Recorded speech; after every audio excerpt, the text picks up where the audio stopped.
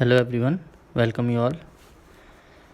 आज हम torsion in shaft chapter के न्यूमेरिकल देख लेते हैं। तो मेरा पहला न्यूमेरिकल है a solid circular shaft is to transmit 375 kilowatt power at 150 RPM. मुझे क्या दिया है, पावर दी है 375 किलोवाट और आरपीएम मतलब ये जो शाफ्ट है वो 150 आरपीएम पर घूम रही है। मतलब ये क्या हो गया, मेरा एन की वैल्यू हो गई 150 आरपीएम। आरपीएम का मतलब होता है revolution per minute. Find the diameter of shaft, मुझे शाफ्ट का डायमीटर फाइंड करना है। Of shear stress not to exceed 65 newton per M square. इस शाफ्ट में जो मैक्सिमम अलाउबल शेयर स्ट्रेस है उसकी वैल्यू कितनी है, 65 न्यूटन पर एम स्क्वायर। तो शाफ्ट के किसी भी न्यूमेरिकल में मुझे दो चीज़ों का ध्यान रखना है। एक तो मेरी पहली टॉर्सन इक्वेशन जो हमने पढ़ी थी, T/J इक्वल टू टाउ/r equal to C theta upon L, और दूसरा मेरा पावर का फॉर्मूला 2π/NT/60। ये दोनों फार्मूले हम जो हमने टॉर्सन की थ्योरी पढ़ी थी उसमें दोनों इक्वेशन पढ़ ली थी। तो हम इन दोनों इक्वेशन का ही सॉल्व करके टॉर्सन के मोस्टली न्यूमेरिकल सॉल्व कर सकते हैं। तो सबसे पहले इस क्वेश्चन में मुझे पावर दी है तो मैं पावर का फार्मूला लगाऊंगा। तो मेरा पावर का फार्मूला होता है P = 2π/NT/60। मुझे पावर दी है और n की वैल्यू दी है, तो यहाँ से मैं टॉर्क फाइंड आउट कर लूँगा। तो मैंने पावर की जगह पावर की वैल्यू रख दी जो मुझे गिवन है। मुझे किलोवाट में दी थी तो मैं उसको मैंने कन्वर्ट करके वाट में रख दिया, तो इनटू 1000 हो गया। उसके बाद 2π/n की जगह मैंने 150 रख दिया, मुझे क्वेश्चन में गिवन था, और यहाँ से मैंने टॉर्क फाइंड आउट कर लिया। जब हम पावर की वैल्यू वाट में रखते हैं तो मुझे टॉर्क किस में मिलता है, न्यूटन मीटर में, और अगर किलोवाट में रखते हैं तो किलो न्यूटन मीटर में। ये हमने टॉर्सन की जब थ्योरी पढ़ी थी तब पढ़ लिया था। तो मेरी टॉर्क की वैल्यू आ गई 23,873.24 न्यूटन मीटर। इसको मैंने न्यूटन mm में बदल दिया क्योंकि मेरी जो शियर स्ट्रेस की वैल्यू है वो न्यूटन पर mm स्क्वायर में दी है। तो मैं जब अब टॉर्सन इक्वेशन का यूज़ करूँगा तो सारी वैल्यूज़ न्यूटन और mm में रखूँगा। तो यहाँ से अब मैंने टॉर्सन इक्वेशन का यूज़ करता हूँ, T/J equal to Fs/r। Torque मैं फाइंड आउट कर चुका हूँ, शियर स्ट्रेस मुझे गिवन है। तो यहाँ से मेरा J की वैल्यू और J और R को D के टर्म में पुट करके हम डायमीटर निकाल सकते हैं। तो देखते हैं, टॉर्क की जगह मैंने टॉर्क की वैल्यू रख दी। J का मेरा J, या फिर इसको हम IP भी बोल सकते हैं, पोलर मोमेंट ऑफ इनर्शिया। इसका फॉर्मूला हमने देखा था क्या होता है, π/32 d4।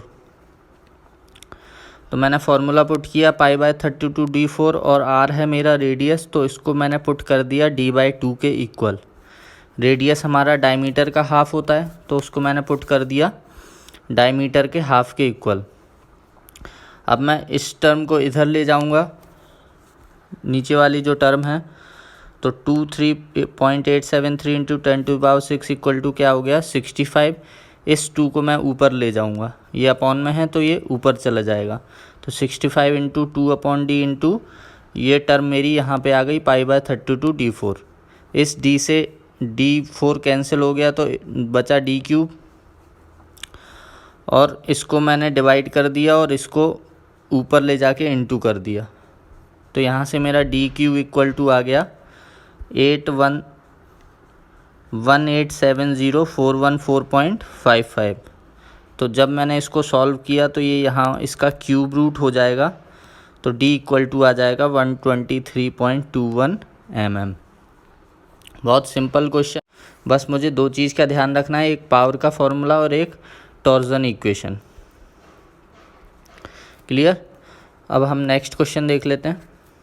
हमारा नेक्स्ट क्वेश्चन है, शाफ्ट ऑफ लेंथ 5 मीटर। हमारी एक शाफ्ट है जिसकी लेंथ है 5 मीटर और उसका डायमीटर दिया है 500 mm, has one end free and other fixed, उसका एक एंड फिक्स है, दूसरा एंड फ्री है।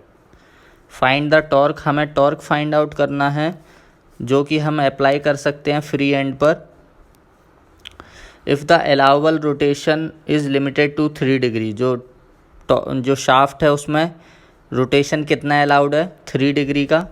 मॉडुलस ऑफ रिजिडिटी हमें दी है 1 × 10⁵।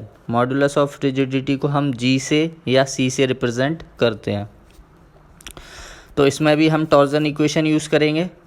तो मेरी टॉर्जन इक्वेशन होती है T/J = Fs/r, या इसको τ/r भी बोलते हैं, T/J को IP भी बोलते हैं, और Gθ/L की जगह Cθ/L भी आपको मिल जाएगा। तो कहीं भी अगर नोटेशन डिफरेंट हैं तो घबराने की ज़रूरत नहीं है, हम कोई भी नोटेशन यूज़ कर सकते हैं। तो मेरी टॉर्जन इक्वेशन मैंने लिख दी। उसके बाद मुझे टी टॉर्क फाइंड आउट करना है, कितना टॉर्क अप्लाई कर सकते हैं। जे का मैंने फार्मूला रख दिया π/32d4, और मुझे शियर स्ट्रेस गिवन नहीं है तो इस टर्म को मैं भूल जाऊंगा। अब मैं जो फाइंड आउट करूंगा इन दोनों पार्ट का यूज़ करके फाइंड आउट करूंगा, क्योंकि मुझे जी की वैल्यू गिवन है, थीटा की वैल्यू गिवन है और एल की वैल्यू गिवन है। तो हमने जी की वैल्यू रख दी। थीटा हमें 3 डिग्री दिया था, इसको हमें रेडियन में कन्वर्ट करना पड़ेगा। तो पाई रेडियन इक्वल टू होता है 180 डिग्री। तो 1 डिग्री में कितने रेडियन हो गए, π/180, और 3 डिग्री में हो जाएंगे π/180 × 3 रेडियन। अब इस रेडियन को हम पुट कर सकते हैं थीटा की जगह। तो थीटा की जगह हमने π/180 × 3 पुट किया। एल मेरा 5 मीटर गिवन था, एल मेरा 5 मीटर गिवन था, उसको मैंने mm में बदल दिया तो 5000 mm हो गया। इस टर्म को हम ऊपर ले जाएंगे और इसको जब सॉल्व करेंगे तो मेरा टॉर्क की वैल्यू क्या आ जाएगी, 6245 × 10⁶ न्यूटन mm। न्यूटन mm में क्यों आएगा, क्योंकि हमने सारी वैल्यूज़ जो रखी हैं वो न्यूटन और mm के टर्म में ही रखी हैं। तो मेरा यहाँ से टॉर्क आ गया 6245.52 किलो न्यूटन मीटर। न्यूटन को हमने किलो न्यूटन में बदला तो डिवाइड बाय 1000, और मीटर को mm में बदला तो एक और 1000, तो 1000 × 1000 10⁶ हो गया। और ये डिवाइड में है तो इसको 10⁶ से ऊपर वाला 10⁶ कट जाएगा। तो मेरी जो वैल्यू न्यूटन mm में थी वो डायरेक्ट किलो न्यूटन mm में आ जाएगी। तो हमारा टॉर्क कितना आ गया, 6245.52 किलो न्यूटन मीटर। अब हम नेक्स्ट क्वेश्चन देख लेते हैं। हमारा नेक्स्ट क्वेश्चन है, a hollow shaft 450 mm external diameter and 250 mm internal diameter. ये शाफ्ट कैसी है, मेरी हॉलो शाफ्ट है जिसका आउटर डायमीटर कितना दिया है 450 mm और इनर डायमीटर दिया है 250 mm। उस पर टॉर्क लग रहा है 400 किलो न्यूटन मीटर का। हमें कैलकुलेट करना है, find the shear stresses eight outer and inner surface. Outer और इनर सरफेस पे शियर स्ट्रेस कितना एक्ट कर रहा है वो हमें कैलकुलेट करना है। उसके बाद हमें शियर स्ट्रेस डिस्ट्रीब्यूशन ड्रॉ करना है और एंगल ऑफ ट्विस्ट फाइंड करना है। लेंथ हमें दी है 2.5 मीटर और सी की वैल्यू लेनी है हमें 8 × 10⁴ न्यूटन पर mm²। तो हमारी शाफ्ट हॉलो है, तो सबसे पहले हम IP निकाल लेते हैं। तो मुझे पता है IP का फॉर्मूला होता है π/34d4 - d4। d है मेरा आउटर डायमीटर और स्मॉल d है मेरा इनर डायमीटर। तो एक्सटर्नल डायमीटर 450 दिया है और इंटरनल डायमीटर 250 दिया है। तो π/32 450 की पावर 4 - 250 की पावर 4, इसको सॉल्व किया तो ये मेरा आ गया IP, या इसको मैं J भी बोलता हूँ। नेक्स्ट हमें कैलकुलेट क्या करना है, shear stress eight outer and inner surface. तो पहले हम आउटर सरफेस पे शियर स्ट्रेस कैलकुलेट कर लेते हैं। तो हमें टॉर्जन इक्वेशन से पता है हमारा शियर स्ट्रेस का क्या फॉर्मूला होता है, τ = T/IP × R0। R0 है मेरा एक्सटर्नल रेडियस, क्योंकि मेरी टॉर्जन इक्वेशन होती है T/IP = tau upon R equal to C theta upon L. तो अभी मुझे शियर स्ट्रेस कैलकुलेट करना है, तो हम केवल इतनी इक्वेशन ले रहे हैं। तो मेरा T upon I P equal to क्या हो गया, इस आर को मैं इधर मल्टीप्लाई में ले गया तो T upon I P into R naught हो गया मेरा शियर स्ट्रेस के बराबर। तो मैंने यहाँ से शियर स्ट्रेस निकालना है, तो टी की वैल्यू टॉर्जन मुझे दिया है 400 किलो न्यूटन मीटर में दिया है, तो उसको मैं न्यूटन एमएम में रखूँगा। तो सारी वैल्यूज़ जो भी होंगी मैं न्यूटन और एमएम में रखूँगा।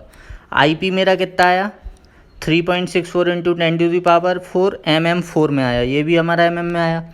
और रेडियस मुझे डायमीटर दिया था 450, तो रेडियस कितना हो जाएगा इसका हाफ, तो 225, क्योंकि रेडियस डायमीटर का हाफ होता है। तो यहाँ से मैंने 225 पुट कर दिया, इसको सॉल्व किया तो मेरा शियर स्ट्रेस आ गया 24.71। ये कहाँ पे आ गया, एक्सटर्नल जो डायमीटर है वहाँ पर रेडियस आ गया। अब हम जो इनर सरफेस है वहाँ पर शियर स्ट्रेस कैलकुलेट कर लेते हैं। तो मुझे कुछ नहीं करना, बस जो मैंने आर नॉट पुट किया था उसकी जगह मुझे आर आई पुट करना है, मतलब इंटरनल रेडियस पुट करना है। तो मेरा इंटरनल डायमीटर 250 था, इसका मैं हाफ़ कर दूंगा तो 125, ये क्या हो जाएगा मेरा इंटरनल रेडियस। तो मैंने टी की जगह टी रखा, आईपी की जगह आईपी की वैल्यू रखी और आर आई की जगह मैंने रख दिया 125। तो यहाँ से मेरा शियर स्ट्रेस कैलकुलेट होके आ गया इनर सरफेस पे। तो मेरा इनर सरफेस पे शियर स्ट्रेस कैलकुलेट होके आ गया, आउटर सरफेस पे शियर स्ट्रेस कैलकुलेट होके आ गया। अब हम डायग्राम बनाएंगे, तो किस तरह बनाएंगे, ये मैंने पाइप जो मेरी शाफ्ट थी उसका 1/4 क्वार्टर पार्ट दिखाया है। मेरा सर्कल इस प्रकार से होता है, तो इसका मैंने केवल क्वार्टर पार्ट दिखाया इतना। तो मैंने क्वार्टर पार्ट दिखाया, ये शियर स्ट्रेस मेरा आउटर सरफेस पे आया और ये शियर स्ट्रेस मेरा इनर सरफेस पे, इसको मैंने ज्वाइन कर दिया, तो ये मेरा हो गया शियर स्ट्रेस डिस्ट्रीब्यूशन। अब नेक्स्ट मुझे एक चीज़ और कैलकुलेट करनी है इसमें, एंगल ऑफ ट्विस्ट। तो मुझे थीटा कैलकुलेट करना है, तो फिर से मैं टॉर्जन इक्वेशन का यूज़ करूँगा। तो क्या होता है मेरी torsion equation, T upon I P equal to होता है मेरा सी थीटा अपॉन एल। तो यहाँ से थीटा इक्वल टू क्या हो जाएगा, T into L upon C into I P.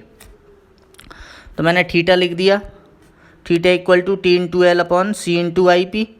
टी की वैल्यू मैंने पुट की 400 इंटू 10⁶, लेंथ मुझे दी है 2.5 मीटर, उसको मैंने एमएम में बदल दिया, तो 2.5 इंटू 1000 हो गया मेरा 2500 mm। सी की वैल्यू मुझे दी है क्वेश्चन में 8 इंटू 10⁴, तो सी की वैल्यू मैंने पुट कर दी और आई पी की वैल्यू हमने कैलकुलेट की थी वो पुट कर दी। तो यहाँ से मेरी थीटा की वैल्यू जो आएगी वो रेडियन में आएगी। तो जब मैंने इसको सॉल्व किया तो मेरा थीटा आ गया 0.00343 रेडियन आया। अब रेडियन को अगर डिग्री में कन्वर्ट करना हो तो कैसे करते हैं, हमने पढ़ा था पाई रेडियन इक्वल टू होता है 180 डिग्री, और 1 रेडियन इक्वल टू कितना हो जाएगा 180 अपॉन पाई। तो 0.00343 रेडियन इक्वल टू क्या हो जाएगा 180 अपॉन पाई इंटू 0.00343। और जब मैं इसको इसमें इंटू करूँगा तो मेरा आ जाएगा 0.197 डिग्री। ये मेरा आ गया angle of twist. Okay, I hope आप सबको ये न्यूमेरिकल बहुत इजी लगे होंगे और अच्छे से समझ आ गए होंगे। अगर आपको कोई डाउट है तो आप कमेंट सेक्शन में जाके अपने डाउट मुझे लिख सकते हैं, मैं आपके डाउट को सॉल्व करने की कोशिश करूँगा। और अगर आपको वीडियो अच्छा लगा हो तो लाइक करें और चैनल को सब्सक्राइब करें। Thank you for watching the video.